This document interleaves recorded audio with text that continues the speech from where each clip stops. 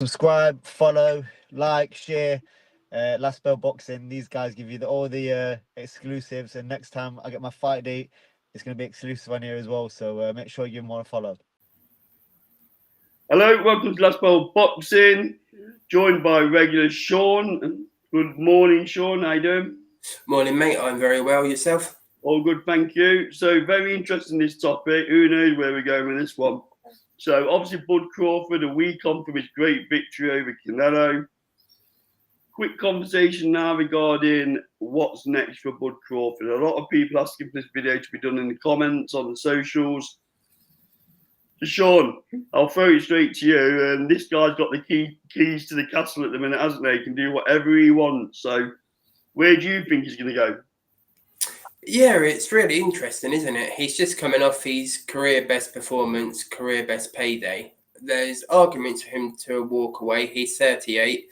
He doesn't splash the cash by all advances from what I've seen in interviews. So he's secure, doesn't need the money. It's just all about legacy for Crawford, isn't it? He's already achieved it, being a three-weight undisputed champion. Does he want to drop down to 160? Fight for the middleweight undisputed? Obviously, it's difficult. The belts are all here, there, and everywhere. It will likely be four more fights. And does he have the appetite for that? We just spoke about Canelo, and we spoke about the rematch again. That would make sense for him. A relatively easy night's work, great financially. I doubt the sort of purses will be flipped on their head completely, but he'll be handsomely paid for that. I suggest he'll get more than he got for the first fight. So that's another fight for him. But a bit like Canelo, really, there aren't too many options for him, and there's not too much left for him to do in boxing. Did he go up to 175? And I mean, I'm personally, Sean, I've said it about Canelo, on live shows. I thought 175 was a step too far. Without giving myself too much of a pat on the back, I did say that Bivol would beat Canelo, and many didn't. You can't help but think he'll be the same for Crawford, right? For him to go up to 175 might just be that step too far, because Bivol's a different gravy, right? Let's have it right. He almost did what Crawford did to Canelo, didn't he? So if he does go up to 175, I think it's a mistake. I'm leaning towards you. I think the rematch will be his first port of call because of the money. I know people are saying it's a legacy fight and it's not about the money, but let's have it right. If that low-hanging fruit's there for that amount of money, he's going to take it, right? Because he's even admitted himself the paydays haven't been there up to now, have they? He hasn't really had the dance partners, has he? He hasn't been given the credit for the wins either. You talk about Spence, people going, not the same fight because he had a car crash. And you can reel them off, can't you? There's always seems to be an excuse. Canelo over the hill all of a sudden. So I think you'll take the rematch. I think Canelo will want the rematch. And then I think he'll go to 160. And I still think he's got 3 or 4 fights in him. So I think he'll go and clear up at middleweight. And he will. Yeah. I actually saw a good interview, a good video on Adi Oladipo's YouTube channel where he was talking about this actually. And he made a really good point about Crawford potentially going to 175. He said, obviously, stay away from the guys like Beterbiev and Benavidez because they're killers.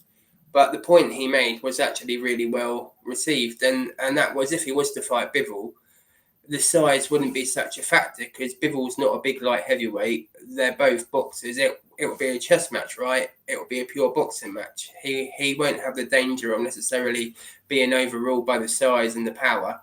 And potentially Bivol could make 168. Well, he's always said he could. Yeah. So, I was thinking the same along you there with light heavyweight. But until I heard that video and the points that Ali made, actually made me think it's not that really big, drastic jump as perhaps we think it is. I think Bivol beats him at 175 all day long, Sean. Yeah. 168 might be a different question because I do think Bivol will have to boil down a little bit, and will that affect his performance? We don't know, do we? Yeah. But it'll be a great fight. Like I said, it would be a genuine chess match, wouldn't it? Yeah. And for people that like that boxing, like we all do on the channel, I think that's probably probably the most high skill fight that could be made in boxing at the moment. Those two. I agree, but I'd suggest that Bivol's got his eye on Better Be Ever at the minute, right? He's got unfinished business here, but the stars may align. You know, the timing might be there because Bud's going to want a bit of a rest now, isn't it? Yeah.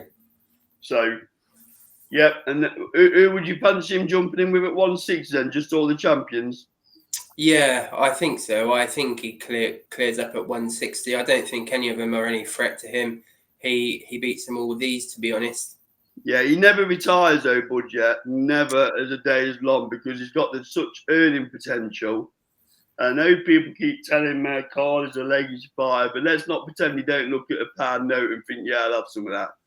Yeah. So I think if we sit here this time next year, he's probably had one more fight, one more mega fight, maybe the rematch against Canelo. And then I think we'll be talking this time next year about, okay, who's next? So, yeah, I agree. He's got the keys to the castle, and he can do whatever he wants and earn a lot of money. So it'll be very interesting to see how they plot Crawford's career moving forward.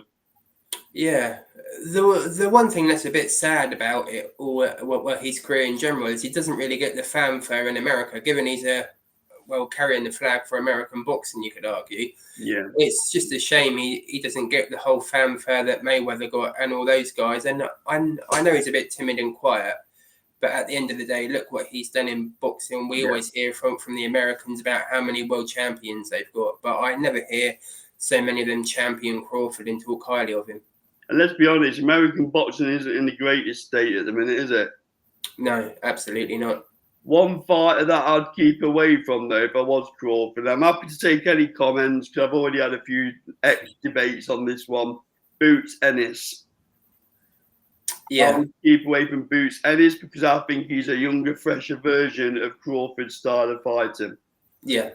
Yeah, I agree. I completely think that too. I was speaking to someone about that in my job in the office the other day, actually. They think that Boots would lose to Crawford, but I said I wouldn't be so sure about that. When you look at Crawford and you look at Boots and compare them where they was at that stage of their career, it's very And I similar. do hope that Crawford milks a money cow for all it's worth, because don't get me wrong, Father Time will visit him eventually, just like he's visited Canelo.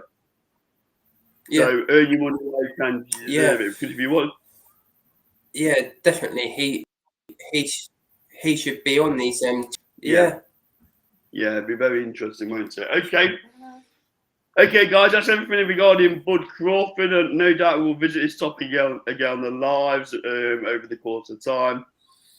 Like, comment, subscribe on all the socials. We get a lot of interaction at the minute. The channel's growing, so thank you to everybody for that. This has been Last Bell Boxing, proudly sponsored by Shaw's Building Services and SC Travel. We'll see you on the next video. Thank you. Cheers, Sean.